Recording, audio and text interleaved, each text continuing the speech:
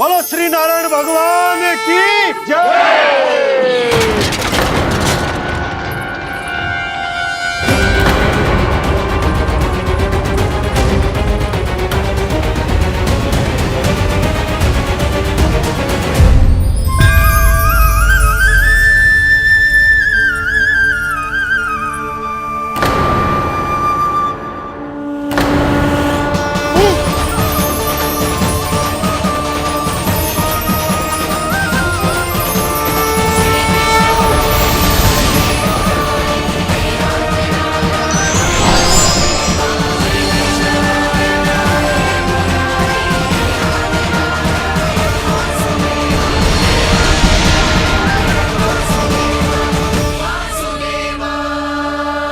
प्रभु,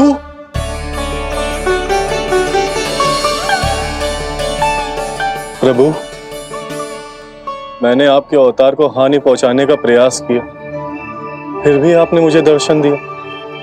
देने ही पड़े। तुम्हें मेरे चरणों का स्पर्श जो मिल गया, तुम्हें आश्चर्य हो रहा होगा। एक साधारण से स्पर्श से तुम्हें वो मिला जो बड़े से बड़े ऋषियों को भी कठिन से कठिन तपस्या के बाद भी नहीं मिलता। इसका उत्तर तुम्हारे अतीत में छुपा है। दैत्य हिरण्याक्ष के पुत्र के रूप में तुम्हारा जन्म हुआ था। शीघ्र ही तुम बहुत अधिक विशाल और असीम बलशाली हो गए थे, पर तुम अपनी शक्ति का प्रयोग अनुचित ढंग से करते थे। एक दिन तुमने महर्षि लोमस के आश्रम में बहुत ही उत्पात मचाया, हरे भरे वृक्षों को नष्ट कर दिया।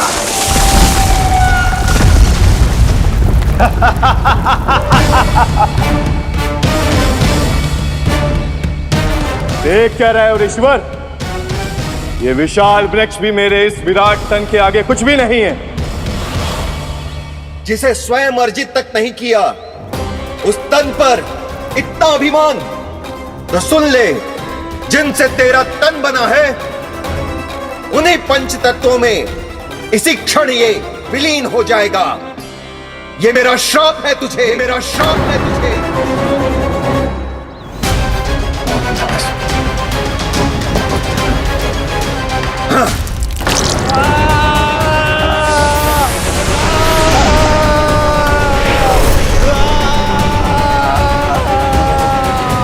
पर तभी तुम्हें अपनी भूल का आभास हुआ और ऋषि लोमस से तुमने क्षमा याचना की।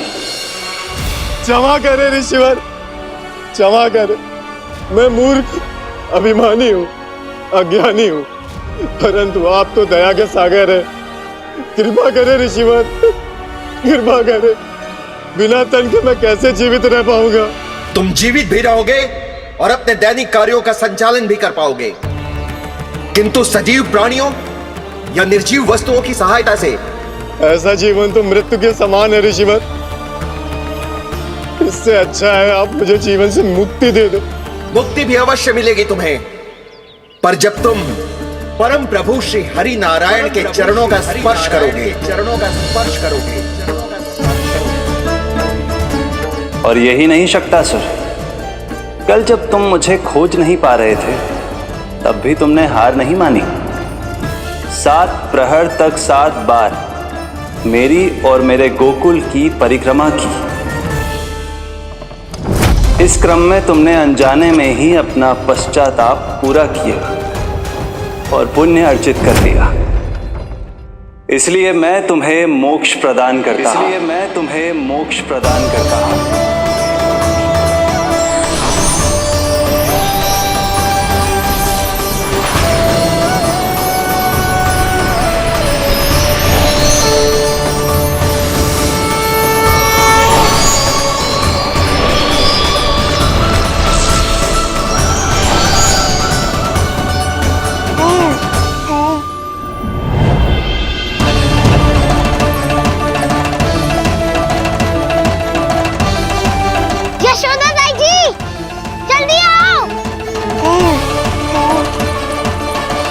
नीलमणि, मेरा लल्ला। लल्ला, तुझे कुछ हुआ तो ना है ना? तुम ठीक तो है ना? मेरा नीलमणि, मेरा प्यारा बच्चा।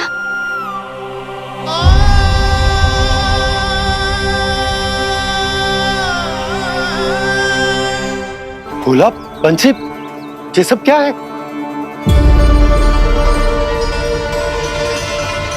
उज्जवल, ये किसने करो है?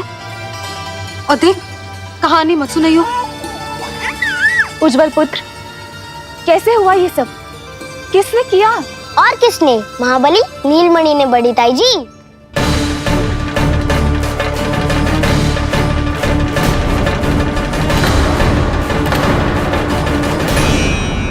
जी क्या बोल रहे हो है? सच्ची सच्ची बता। लो, फिर फंस गया उज्जवल। मैं सच्ची कह रहा हूँ। अचानक तीव्र वेग से वायु चली।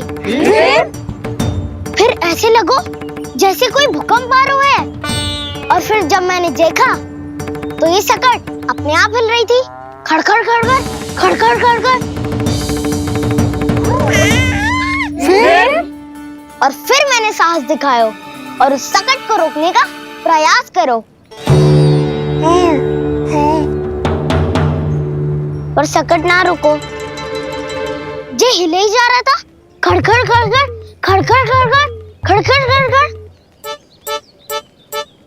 और फिर ऐसे ही हिलते हुए अचानक से आगे बढ़कर सीधा नीलमणि के ऊपर चला आए हो।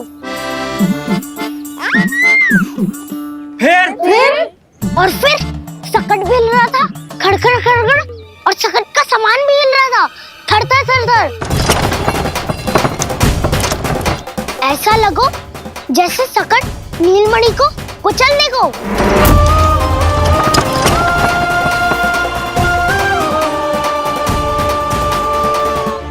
पर तभी जे जाग गए हो। इसने खींचकर अपने पांव का प्रहार करो और चीख गया सकट आकाश पे।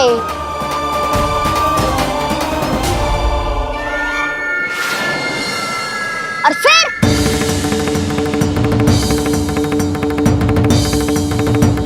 धड़ाम, सब भूमि पे गिरकर चकनाचूर।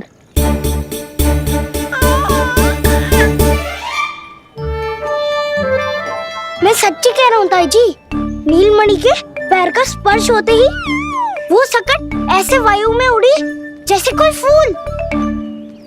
अच्छा, और जो तेरे हाथ में ये माखन है, ये भी अपने आप उड़ के आ गया होगा ना? हाँ, मैं सच्ची कह रहा हूँ। सदा बड़पोला पंच, ये अच्छी बात ना है लल्ला। सत्य बता। मैया, मैं सत्य बोल रहा हूँ। ये सकट अपने आप ही आयो था और नीलमणि के प्रहार करते ही दूर जा गिरो। अरे, ये बड़बोले से पूछने से अच्छा है कि हमें स्वयं विचार करना चाहिए कि ये सकट टूटा कैसे। हाँ नंदराज, हाँ, हम भी आरती के लिए भीतर चले गए थे। हाँ। अरे, आप सब मेरा विश्वास क्यों ना कर रहे हो? नीलमणि के प्रहार से ही उज्जवल, सकट बहुत पुराना था, पहिया ढीला होकर खुल गया होगा। यशोदा, अनेक कारण हो सकते हैं, चिंता करने की कोई आवश्यकता ना है। मैं चिंता क्यों करने लगी भला? मेरे नीलमणि के गले में रक्षा वाला कंठक पहले से ही है। और हम ये सब पूजा पाठ इतने विधि विधान से इसी के लिए तो कर रहे हैं, है ना पंडित जी? हाँ रानी जी। तो बस फिर मेरे लल्ला को कछु क्यों होने लगो? और आप सब स्वयं ही देख लो ना, जे इतना बड़ा सकट टूट के बिखर गया है, किंतु मेरे लल्ला को एक खरोच भी ना आई। इसका अर्थ तो यही है ना कि हम जो भी कर रहे हैं सही कर रहे हैं। मुझे चिंता करने की कछु आवश्यकता ही ना है। चलो सब भीतर चलते हैं। हाँ हाँ, लल्ला को भूख भी लगी आई होगी। चल।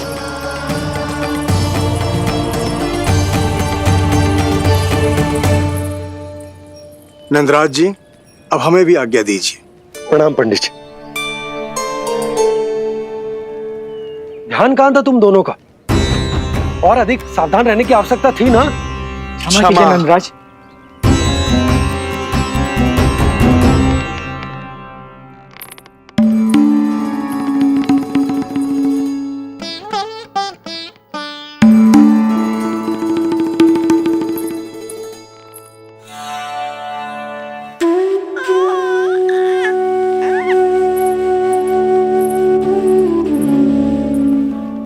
यशोदा, क्या हुआ?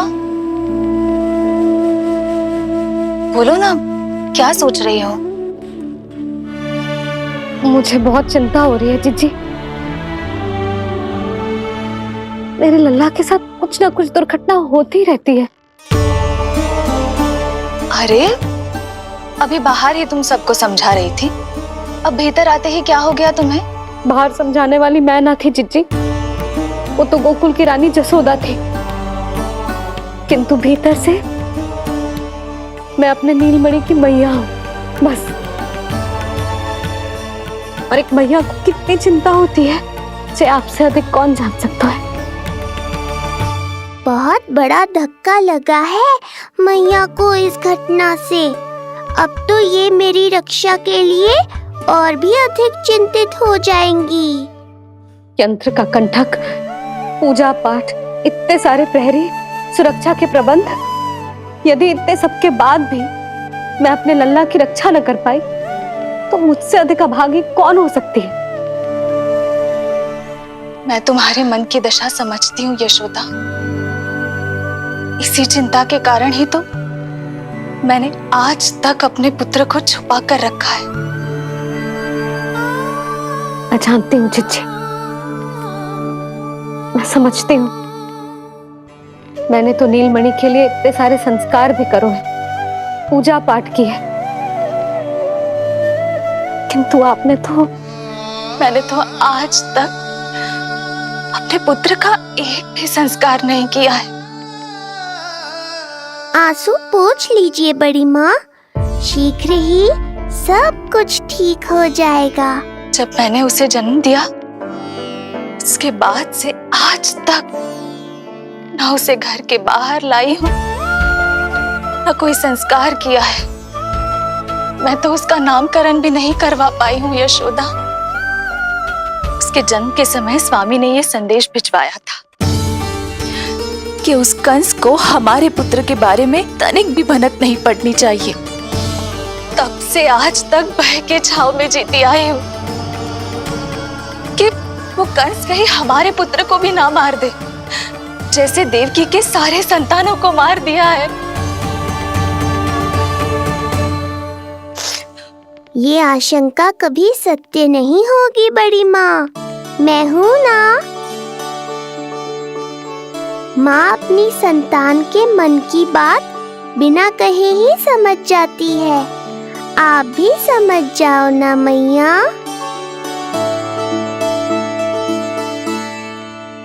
जीजी, हमें रोना ना चाहिए। हमें देख के लल्ला भी रो रहा है। मैया, आपकी सहायता की आवश्यकता है मुझे ऐसे क्यों लग रहा है जैसे लल्ला मुझसे कुछ कहना चाह रहा है। दाऊ को हम सबसे दूर कब तक रखेंगे बड़ी माँ? ये सोच रहे होगो कि अब तक आपने इसके दाऊ को छुपा के क्यों रखो है। मैं उनसे मिलना चाहता हूँ मैया। चिच्ची, कितना मन करता होगा ना इसका अपने दाऊ से मिलने का। और आपके लल्ला का भी तो मन करता होगा ना कि अपने छोटे भाई को मिले। कितनी बातें करते हैं हम दोनों की इनके सामने। हाँ यशोदा, मैं भी अपने पुत्र को नीलमणि के बारे में सब कुछ बताती हूँ। तो बस फिर हमें साथ साथ रखिए ना। मेरा आधा हिस्सा है वो, उनके बिना मैं अधूरा हूँ मैया। ये दोनों भाई एक दूसरे के बिना अधूरे हैं जीजी। हमें इन दोनों को साथ ही रखना चाहिए।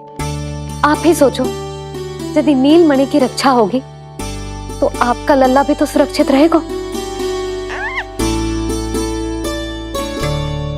तुम सच कह रही हो यशोदा, हमें इन दोनों को मिलाना चाहिए और साथ में ही रखना चाहिए, सुरक्षित। तब तो शीघ्र ही पंडित जी को बुलाकर हमें शुभ मुहूर्त निकलवाना चाहिए। शुभ मुहूर्त? हाँ, शुभ मुहूर्त। दोनों भाइयों के मिलन के साथ साथ उनका नामकरण संस्कार भी करवा देते। अब अपने दाऊ से मिलूंगा मैं।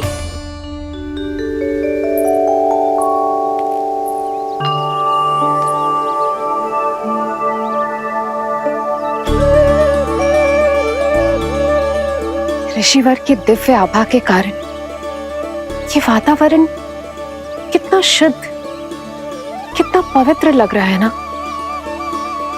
हाँ देवकी, इनका तेज ही ऐसा है कि इनके निकट केवल पवित्रता ही वास कर पाती है। किसी भी प्रकार की दुष्टता इनके पास जाने से पहले ही नष्ट हो जाती है।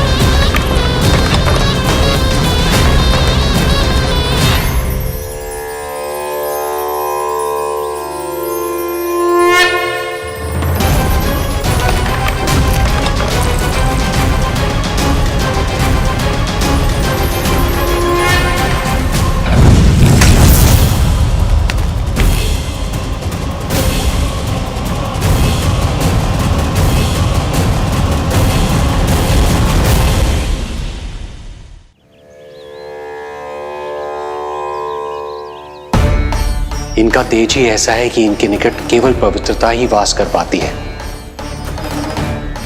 किसी भी प्रकार की दुष्टता इनके पास जाने से पहले ही नष्ट हो जाती है। यदि महर्षि की इच्छा के बिना मैंने भीतर प्रवेश किया तो कहीं ये मुझे श्राप ना दे दे। नहीं, इससे तो अच्छा है कि मैं यहीं आश्रम के बाहर रुकूं और यहीं से इन दोनों पर दृष्टि रखूं।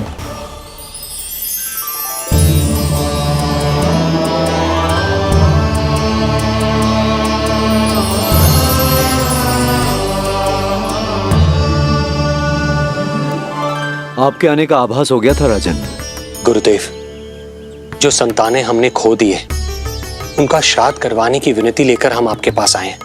आपका आना व्यर्थ नहीं जाएगा राजन, परंतु मुझे आभास हो रहा है श्राद्ध कर्म इस भेंट का एकमात्र कारण नहीं है।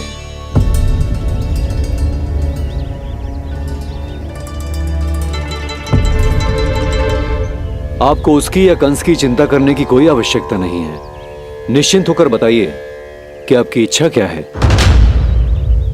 गुरुदेव, वर्तमान में मेरी प्रथम पत्नी रोहिणी पुत्र सहित गोकुल में निवास कर रही है। हमारे उस पुत्र का और भाभी यशोदा के पुत्र का नामकरण संस्कार करवा दीजिए। बस यही हमारा सौभाग्य होगा। मुझे कुछ सुनाई क्यों नहीं दे रहा है? देवी रोहिणी से उत्पन्न आपका पुत्र यादव कुल का राजकुमार है और यादवों का गुरु होने के नाते उसका संस्कार कराना हमारा कर्तव्य है। परंतु यशोदा पुत्र का नामकरण वो आप मुझसे क्यों करवाना चाहते हैं?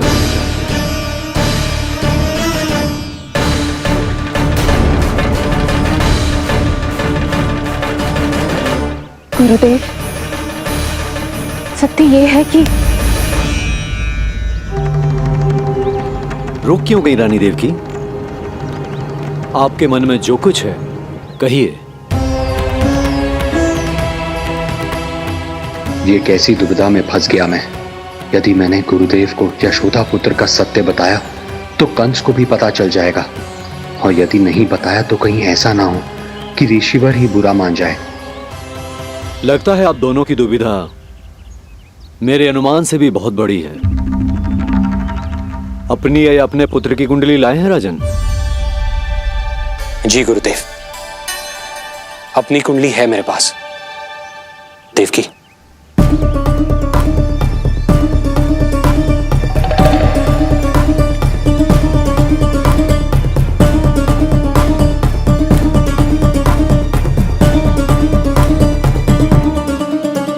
जो रहस्य आप नहीं बता पा रहे हैं राजन, वो ये कुंडली बताएगी।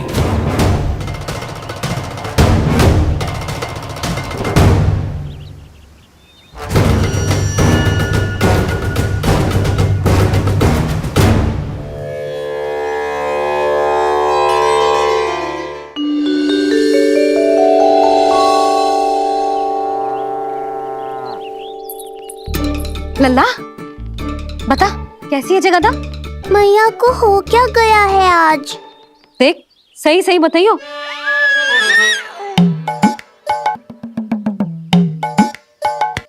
अच्छी है ना? पसंद आएगी ना उसे? हाँ या फिर जे मोर पंख वाला मुकुट दे दूं? पहली बार मिल रहा है तू, उपहार तो देना चाहिए ना। पर बड़े तो वो है ना मैया, उपहार तो वो देंगे मुझे।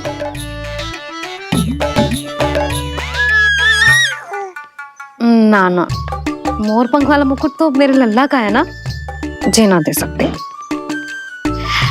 तेरे जैसा कोई कंठक या चांदी वाला कड़ा दे दूं? हाँ? इस मिलन के लिए मुझसे अधिक उतावली तो मैया है।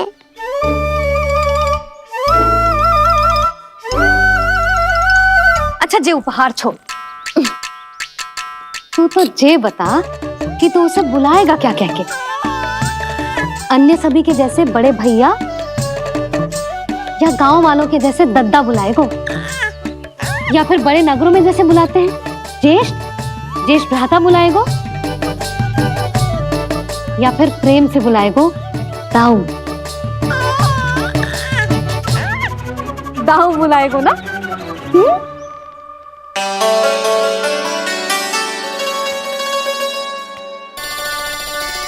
सुनो आपने, हमारे लल्ला ने निर्णय ले लियो, ये अपने भैया को दाऊ कहकर बुलाएगो।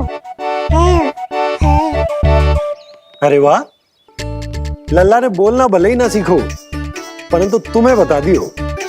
और नहीं तो क्या, लल्ला कुछ कहे ना कहे माँ तो समझ जाती है ना लल्ला?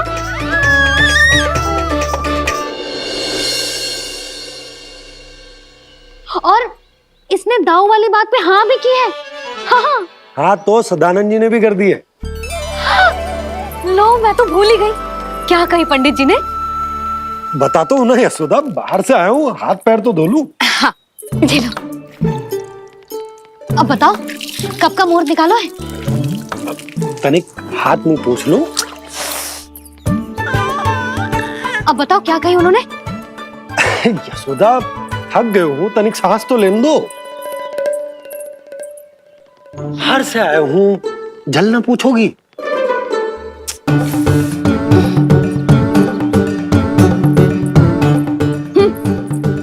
अब बता दो जी।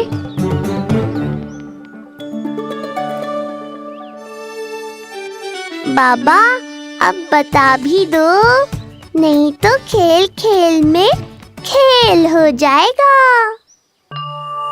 हाँ बताओ।